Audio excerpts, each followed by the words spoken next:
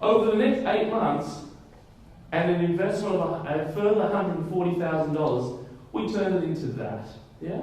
How many of you would agree with me that's a lot better and maybe even livable? And in fact, before it was renovated, when I first walked into the place, it horrified me to think that someone had been living in the house in that state. Yeah? It just absolutely fascinated me that someone would do that. However, the thing about real estate, it's not always necessarily about what you can see as an end product with your eyes.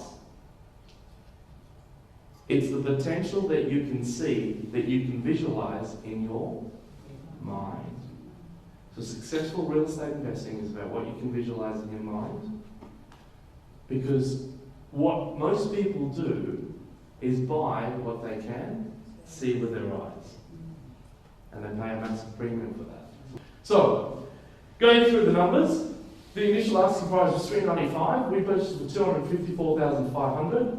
We then invested another $140,000 and 8 months worth of our time to renovate it. So the total investment in that one house was $394,500. 6 weeks after the 8 months worth of renovation, we had it revalued at $650,000. What that meant was we had increased the equity in that place by over $250,000.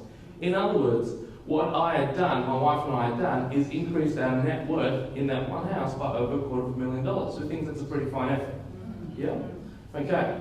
So, we loved that so much, it triggered a chain of several houses that we then bought and did the same strategy on.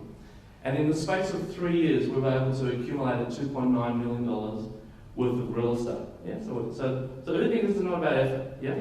Now, that's not such a big deal because I know a number of people, have a number of friends who've also been able to achieve that. The difference for us that I think was a big deal is that we did all of that in that 3-year period with neither of us having a normal job, with neither of us having a full-time job.